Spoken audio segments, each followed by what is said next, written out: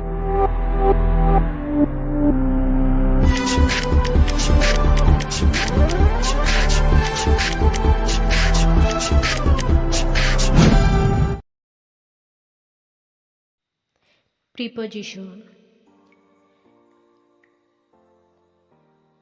তুমি কি সহজে প্রিপোজিশনে এক্সপার্ট হতে চাও? তাহলে এই ভিডিওটি তোমার জন্য। So let's get start. Preposition 1. In. ইনের ব্যবহার মধ্যে বোঝাতে, মাস, সাল, স্থান, কোনো কিছু করা অর্থে বোঝাতে, বড় স্থান, বড় জায়গা বোঝাতে ইন ব্যবহৃত হয়। Example: I live in Sylhet. এখানে প্রিপোজিশন ইন। আমি সিলেটে থাকি। I am in Sylhet. আমি সিলেটে আছি। Tamim will meet me in January. জানুয়ারিতে তামিম আমার সাথে দেখা করবে।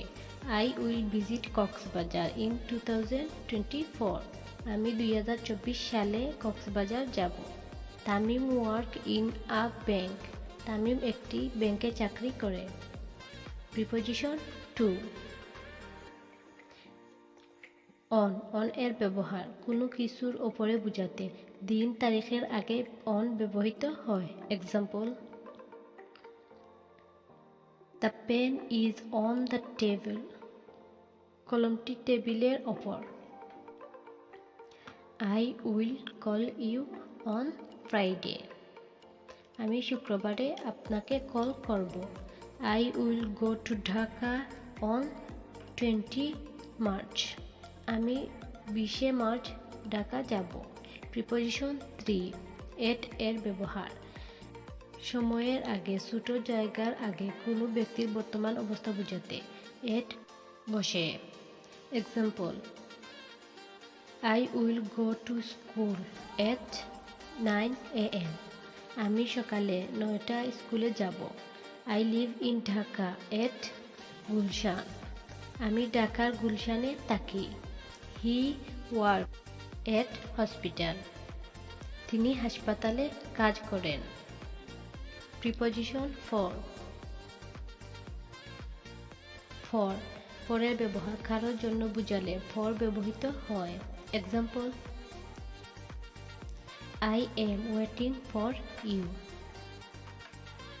আমি তোমার জন্য অপেক্ষা করছি। I am prepared for exam। আমি পরীক্ষার জন্য প্রস্তুত। I am going to Dhaka for shopping। আমি ঢাকা যাচ্ছি কেনাকাটা করার জন্য। প্রিপোজিশন 5. ফ্রম এর ব্যবহার থেকে বোঝাতে ফ্রম ব্যবহৃত হয়। Example: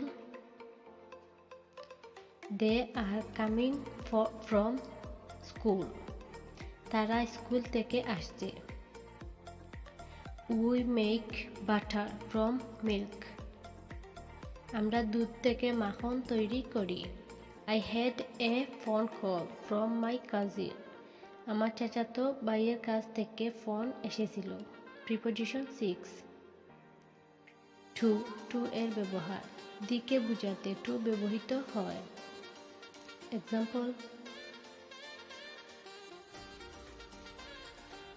He is going to market। সে বাজারে যাচ্ছে। Jisan is going to market। Jisan বাজারে যাচ্ছে। I am going to house। আমি বাড়িতে যাচ্ছি।